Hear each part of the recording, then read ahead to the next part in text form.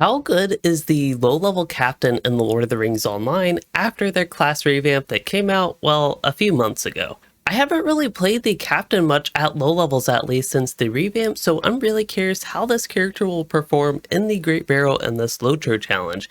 If you all remember, I recently did this with the Brawler actually, and things went surprisingly well even in the DPS spec. So I'm basically going to be testing the exact same thing with this character, but I am doing the Maze Wing of Great Barrow to start at least. We can of course switch specs if we have to, but I will start with the DPS spec. And as we'll get into, the low-level Redline Captain gameplay is actually very different than the high-level gameplay, so it'll be interesting to compare those two perspectives with the revamp. But if you have played the Captain, please let me know your thoughts on the revamp and the difference, or at least progression from low to high level. So as we're headed to the first boss here, just a couple things I want to point out is my virtues are pretty bad, but this is also the trait setup that I'm running, and I'm 5 levels below, or at least 5 trait points / 5 levels now, below stand alone. So I don't have the stance that dramatically changes solo captain gameplay experience. I'm also lacking a few gameplay altering abilities that you get, I suppose, at higher levels now. So this will be kind of interesting learning the low level captain gameplay experience. Also, one thing I want to do is apply a double XP boost. You see this character has all my buffs. This is what happens when I actually organize my characters and send everything to one character. I find out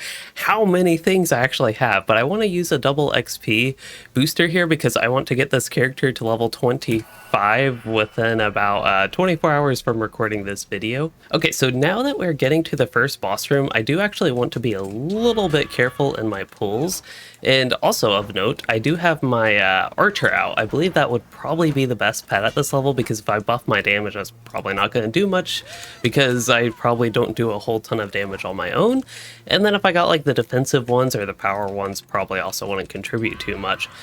I also am going to assume that yes, it does look like Sure Strike still does the same thing when you're in battle ready, but with the few abilities that I've had, I've noticed at least getting to this point that unlike higher level captain gameplay, it's a little bit harder to maintain being in battle ready like the entire portion of combat. So that's something that's going to be a little bit different here that we'll have to work through.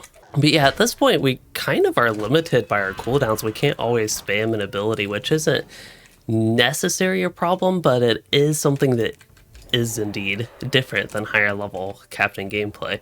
Okay, so I believe we can run in here. We'll pull the boss, but if you just run up here, you can kind of pick off the ads and the boss will reset, so that should keep us fairly safe here. Gotta remember to use Sure Strike, and I want to use all the abilities that I can while I'm in the battled ready state, but then go ahead and swap to battled hardened, not really worry about delaying these abilities too much because they are one of my higher damage abilities here.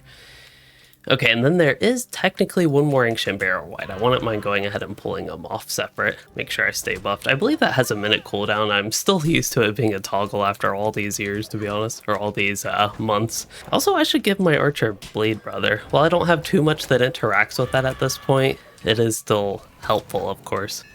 Also, can we take a moment to appreciate how much better the human animations are with halberds for captains than the high elf? The high elf animations, I know I talk about them a lot if you have seen me on previous videos or live streams especially, but boy, the animations are so much better on humans than high elves. The halberd animations are not good on high elves, at least to me. I don't know if you all like them, you can let me know, but much prefer Race of Man animation. So the one time my very old, then one of my original Landreval characters actually comes in handy being a human before they even added high elves to the game. But alright, well, you're getting to the interesting part of this boss. I think I still focus on the white color here, and that'll give us the heal, which I should probably go ahead and use, and then try to pick off these elite barrel crawlers. Also, I don't know why they're knocking me back like that. I don't remember that being as much of a thing in this instance, but what do I know? The puddles don't do a ton of damage, but I don't have a ton of health. This is also my first time playing this low level post stat squish, so that's also a little bit interesting here. Okay, I'm gonna see if I can get a kill before I use Rallying Cry, because that really boosts the heal value on it, and it looks like I did, so that's good. I don't know if I would have survived without the boosted heal there. And then I know Routing Cry is also a really strong ability damage-wise now. Alright, got a lot of unremovable debuffs. Ooh, do I have to use a potion? I actually do have a potion, which is kind of a miracle, but it looks like we got through it. And I do have some lower level potions if I needed them, but they restore less than 10% of my morale. That's not good. The 15 potions are at least closer to 10% if we ever need those. But, oh wow, this food. I'm really not used to this with a stat squish and then random level 80 food, because why not? But I might actually go ahead and eat a couple foods, you know, help this character out as much as I can. We saw her virtues were kind of terrible, and gear is questionable. I have level 15 crafted armor and a fancy level 20 weapon that I had that I could send to this character, as well as a couple of fancy old rings. But other than that, it's not the best. I don't even have the earrings. This character, for some reason, I guess just didn't get those, or perhaps I even deleted them at some point, but don't have my, from the expansions, Minas Morgul and Gundabad, those scaling earrings that provide really nice stats in addition to the XP boost, which would actually be helpful for purposes of this character at the moment. But yeah, we got through the first boss fine, thinking actually about the LOTRO challenge and not all this, getting sidetracked by all this other stuff. This character got through that fine, and again, I am full DPS back here. Character I haven't really played much, class I haven't played much at this level, so I am very happy with the performance there. We didn't have to switch to a more defensive Herald. We didn't have to switch specs in the first place to heal or DPS, or heal or tank rather. So yeah, I'm pretty happy with how that went. I don't even know if the last boss is a bigger challenge. There are sure more ads while you're fighting the two bosses actually, but the crawlers, they just do so much. So I don't know. I also didn't even use my time of need cooldown, but yeah, it looks like this level up to 22 got us a pretty nice ability with Inspire. At the very least, can use that to buff my archer, and we know my archer's probably carrying. We could get combat analysis to actually see. Also, I should have set this instance to level 22, to be honest, but we'll just run a little over-leveled. Makes it easy for us. Makes this LOTRO challenge less of a challenge, which is exactly the opposite of the point of the series. Button mashing works very well, but I am mistiming some of my abilities. I, again, should use all the state-changing abilities is how I describe these right now, at least. I should use all my those abilities before I actually use them, so I get the biggest benefit I can out of being battle ready, which is still, even without legendary items or fancier redline traits, I don't think any of those actually directly impact it, but it's still like 25%. Wait a minute. Yeah, 25% outgoing damage. We need to defeat a lot of crawling arms. I don't know how I have not defeated any. That is actually really concerning that I've defeated 0 crawling arms this far into the instance. Oh, I did have to run out to get my subscriber town services, so that probably reset the quest is why. One thing not too positive that I'm actually noticing with this captain is, at least right now, I'm just finding the lower level gameplay a lot less entertaining than the higher level. There are just a lot of interesting, I guess, combinations you can do even.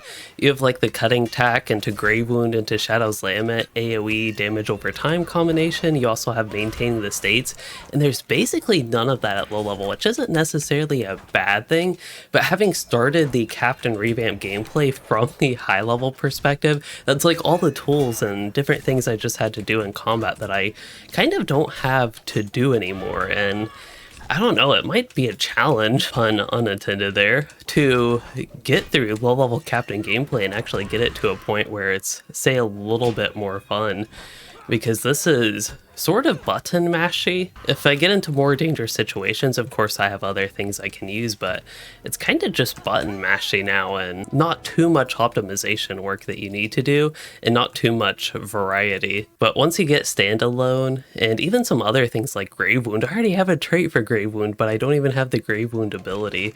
That's one thing that bothers me in LOTRO with the design of, especially the trait trees, is when they have something that impacts an ability that you don't even have at that point into the trait tree. It looks like Captain definitely has that issue here, at least with the red line and probably the yellow line, because I think the trait's in a similar location. Also, I have to pay more attention to the gameplay and less to my rant about the Captain and low-level experience.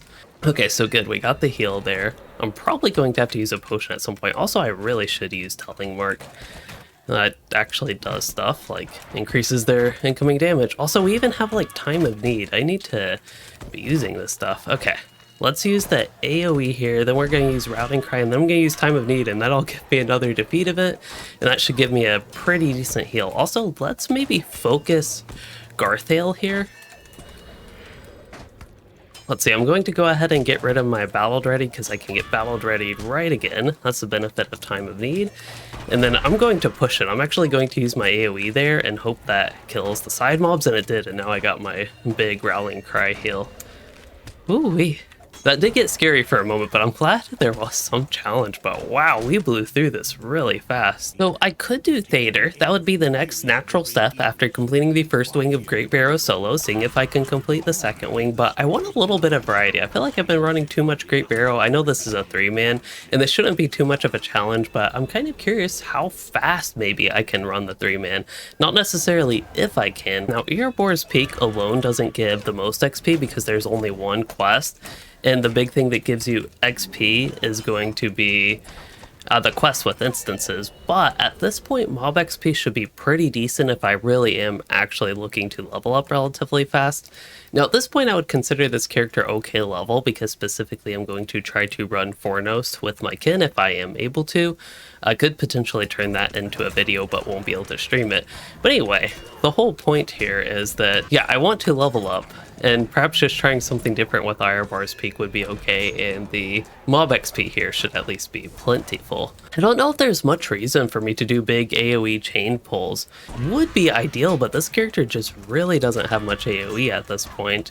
You get a lot more with being able to spread your bleeds later and having some combos with that, but another thing I could use, again, is Time of Need. I just forget that I have it on this character at this point. I feel like I'm playing such a bare bones, like sub-level 20 class to some degree just with the abilities I have that I forget that I even have Time of Need. But hey, we got our second level up. That means we have another trait point to spend, and I can actually get my banner already. Wow, level 23 and having your banner. I really love the class trait point revamp. So that should throw that right at the mob's feet, and there we go. That's not only does it buff my damage, it's plus 9%, I guess isn't the most significant, but the actual upfront damage it does, so that's not terrible for an AoE. Also, we have to get our archer back out again and give them Blade Brother here. I still find it kind of hilarious, just getting used to the stat revamp that we're back to having like 200 health at level 20, which isn't a bad thing, but it's just such a contrast from what it used to be. Because what did my brawler have, like 2,000 or like 3,000 health or something like that? It was kind of crazy. I think with the stat squish, we're a lot more reasonable with the numbers, even if I have actually some other, I wouldn't call them complaints about the stat squish, like the stat squish making things worse. But I feel like there is a big opportunity with the stat squish to improve the stat curve, in particular the horizontal progression at the level cap, which is completely unrelated to what I'm doing today.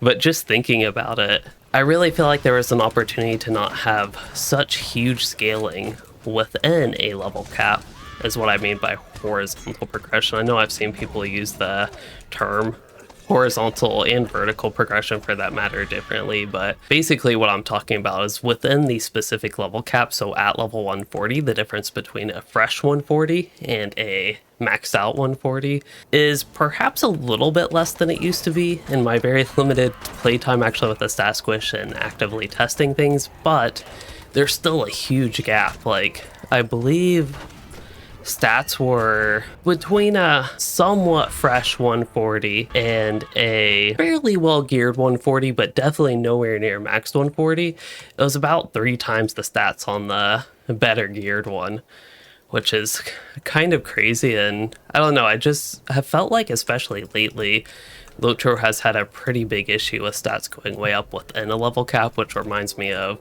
how WoW had always been, and I always disliked that in WoW as well. I'm not really familiar with it, but I've heard Guild Wars 2 has pretty good horizontal progression. If anybody is familiar with that and how that maybe works and what the stat jumps are between new content releases, I don't think they increase the level cap, please let me know. But as far as I understand, maybe they have like say we have Gundabad with like the intro level 140 content, then we have Return to Karn Doom. Return to Karn Doom would basically be an alternative to Gundabad in that all the gear is the same item level from the 2 instance clusters, essentially. That is kind of my understanding of how Guild Wars 2 works, but I actually don't know because I don't play that game. But that type of progression I think could be a lot better, because honestly, content just becomes irrelevant in LOTRO. And LOTRO already has an issue with having relatively limited content, especially at endgame, like active stuff that you can just run every day or whatever.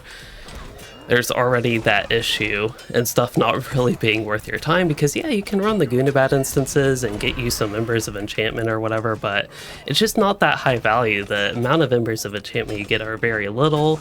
It takes forever to get anything if you're just relying on that, and the little boost you get from the instances adds up over time. It's not meaningless, but it's not very meaningful because you just don't get a ton.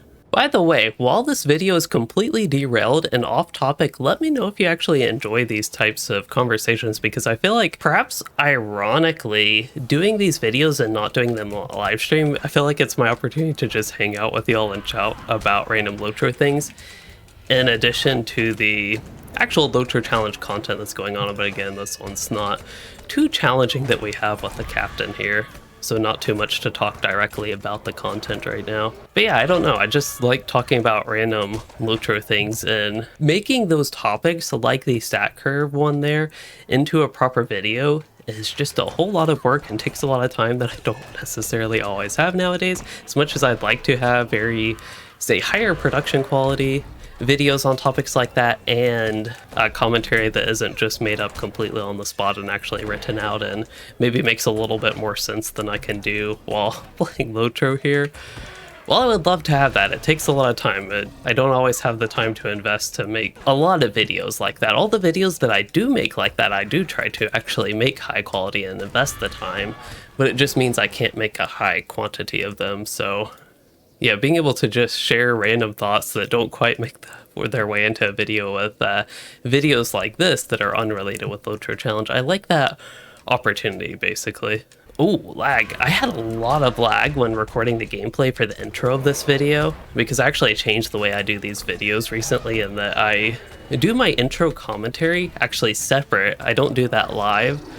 I do that usually before or after I record the intro, and then I just record the intro gameplay. I record the intro gameplay separately, and the intro commentary I do separately before or after that. I figured it helps jump into the action and not have me sit there, as the first couple LOTRO Challenge videos were, for the first minute or two even. So it basically avoids that. But yeah, I had a lot of lag early on, but I kind of just realized that I haven't had lag in a while, which is a good thing until then. I don't have to worry about the challenge, so I don't necessarily have to kill every single dwarf that comes out, but of course it's a good idea to. And I think the biggest thing, we'll have floating names on to help with this, but biggest thing is to really make sure that I actually avoid his one-shots. I don't know if they actually are one-shots, but like this thing right here, and then we'll use time of need here. I'm going to give myself a heal, and I think at this point we're just going to go ahead and reset battle states and try to stay in battle readied as much as we can. But again, if I have nothing to do, also I wasn't paying attention to him, but good, that wasn't a very dangerous swing. Let's hurry up and use that before I lose the battle state. Okay, I think we're safe just staying on the boss and not worrying about the egg. I do see it's kind of getting low on health, but there we go. We finished it. That's 2 instances down. I'm not really a huge fan of the other Road to Erebor 3-mans that we have. Erebor's Peak to me is just a classic. That one's really fun. So I thought I'd do Will of the Willow. This is a solo version, so we're kind of going down in difficulty as we get through this, but I figured the other 2 instances ran really fast. The recording has been like half an hour, which is about my limit usually for these LOTRO challenges, depending on what is going on, but even though it is evening time, I am not very tired now. So, oh boy, I have a landscape difficulty on. So I have tier 9 landscape difficulty on. That is not a good thing if I'm looking to run through this quickly and get some XP. Alright, so we're back on easy mode tier 0 here in Will of the Willow. So that means we should be able to run through this fairly quickly. And kind of one of the points at least here that I was thinking, speaking of XP earlier, is that I'm curious how much XP you get. So I got about a full level from running Great Barrow. I got almost a full level from running Ereboro's Peak, perhaps a little bit less XP, but again, in Great Barrow, I did only complete one quest, even though I had two quests. I did not complete the one for the crawlers. So I'm curious here if Full of the Willow will be a little bit perhaps better or worse XP for the time investment. So of course it takes a while to get through the routes. To me, this is the worst part of the instance. If you can get past these routes, I know you don't even have to pull them all, but if you can get past them, this instance is not too bad, but they're just kind of spread out and annoying. I know it's, I guess, realistic for how an old forest like this would be. It's not necessarily the most fun thing to go through, but at least it's just one pull and one short fight, and then we go, hey, straight to the first boss, so that part's not too bad. I've tried soloing the full 3-man version of this at low level. At high level it's easier, but at low level it's actually a pretty tough challenge to do the 3-man version because it's actually balanced for modern stats, unlike those previous instances I ran. I mean, Great Barrow was released probably with the launch of the game, because I mean it's the starting instance, and then Ereboro's Peak, that was released with Erebor, which was like level 85, but for modern stats in LOTRO, this is the lowest level instance that actually utilizes modern stats. So I mean, even with NPC here to help, you can see how long this boss takes. So I would actually say the full 3-man version of this is tougher than the full 6-man version. I mean, that's the only version of Great Barrow to solo. So if I wanted a real challenge to actually see what this character could do, I don't think Great Barrow is bad, but this would be more challenging, I think.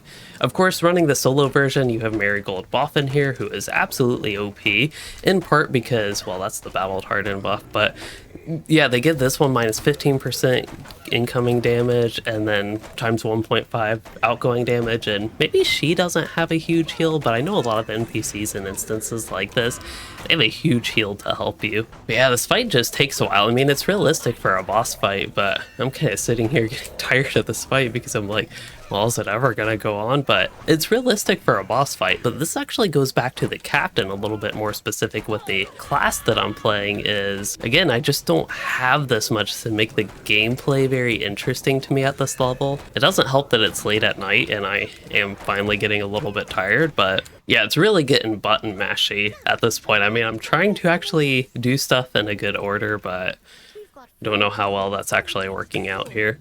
At least there's some pretty neat areas in this instance. Like, I don't know, just running through the water, I kind of like this part. If you ignore that there are going to be the holly trolls around and also the spirits at points in this instance. Pretty scenic area there. And then getting to the last boss is actually a fairly short run after that, so the flow of the instance is not that bad. I just don't think I'm the biggest fan of the environment because I know wood trolls aren't inherently annoying mobs to deal with, but when they use these rooting abilities and then actually having the roots as their own mobs there, not the most fun for me to fight. I think I've kind of noticed a trend though where you could probably say that I just dislike any mob that has any sort of crowd control against you, or if they're like ranged. It's almost like I always want to fight just stock standard orc that sits there and attacks you in melee and doesn't do anything to you, but that's not necessarily the case. I just am not always a fan of certain types of mobs, and the roots would definitely fall into that. Now, I used to love fighting the holly trolls and Erir, actually. I mean, I still kind of do enjoy those, but maybe it's when they're combined with roots that things just start to annoy me. But I do know the ones in Erir have the crowd control aspect to them as well. I believe, if I remember correctly, it's actually been a long while since I've been there. But yeah, kind of interesting, I think, to just think of what types of mobs I actually like to fight the most in LOTRO, and that includes in instances. I always like fighting dragons. Trolls tend to be satisfying. I think that's because you're usually kind of smacking something that's way larger than you, so there's some sort of satisfaction from that, I suppose. But then there are certain ones that are just annoying, and I'm stuck on the roots right now, but there's also like, oh, what's that Sargvorin? That one has a lot of annoying stuff at the beginning. Slugs. That's in Sagroth. Sagroth is one of my least favorite instances in Lotro. Kind of unfortunate with it being so new, but I don't like that one. Also, where is Marigold Boffin? She seems to have disappeared. And I don't think I have the summoning horn anymore, so... I mean, at that point, if we're not getting her buffs, we're basically running the full 3-man version of this, which is not ideal. If the archer can fend off the ghost this spawn, I can actually stay here in the buff. Problem is, if this Morgul Blade does this induction thing, and I think I'm gonna have my first death here? Wow. I would have actually tried to survive if I had known it was that significant. But I think I'm going to try to get Marigold Boffin back so we can get through this, but that could have actually been a challenge and actually could have tried to survive that. Also, do we spawn right outside the boss room? Did I even know that?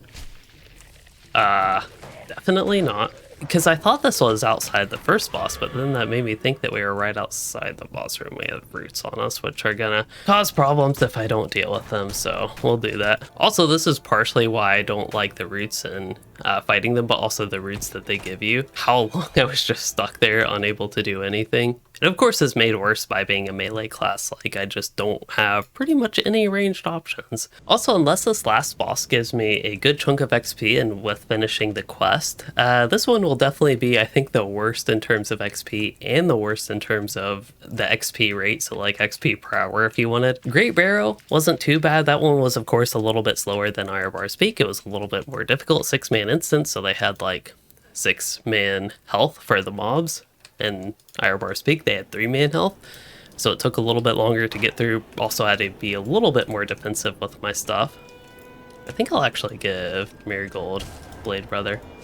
Sorry, Archer. But yeah, now that I have Marigold here, you see I'm taking hardly any damage, and now I actually don't need to worry about how much damage I'm taking or whatever. Oh, Morgul Blade is doing an induction. I can interrupt it right now. There we go. I was like, that was really hard to see actually at first, but then either it became more clear or maybe somebody else was doing an induction.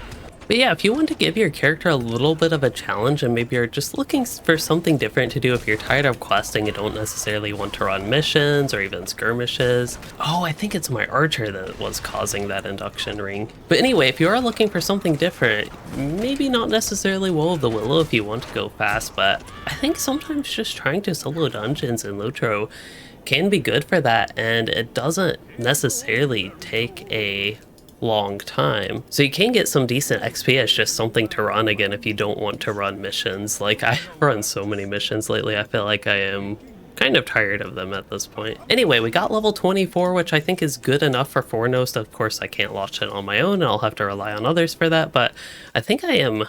Oh wow, I had this to equip. Could have had 12 armor value for my Herald that whole time. Just this. Anyway, I think I am all set with that. I'm pretty happy with how this character performed in the Lotro challenge. Honestly, I wasn't expecting to do so well, but, you know, the Brawler really, he just plowed through Great Barrow, and when doing some duo challenges that I did, and unfortunately didn't record them, I duoed them actually with Dan's Adventures. If you all remember him, we did some crazy stuff. And I don't know if this captain was quite on the level of Brawler, especially in terms of damage, but I'm pretty happy with the performance and kind of surprised how, I guess, easy Great Barrow and even Erir's Peak, for that matter, were. Anyway, that is finally all I have for this Lotro challenge. Let me know what you all thought of this episode, because it was a little bit longer and a little bit different, and I didn't just do one thing. But if you did enjoy, don't forget to like and subscribe, and thanks for watching, everyone.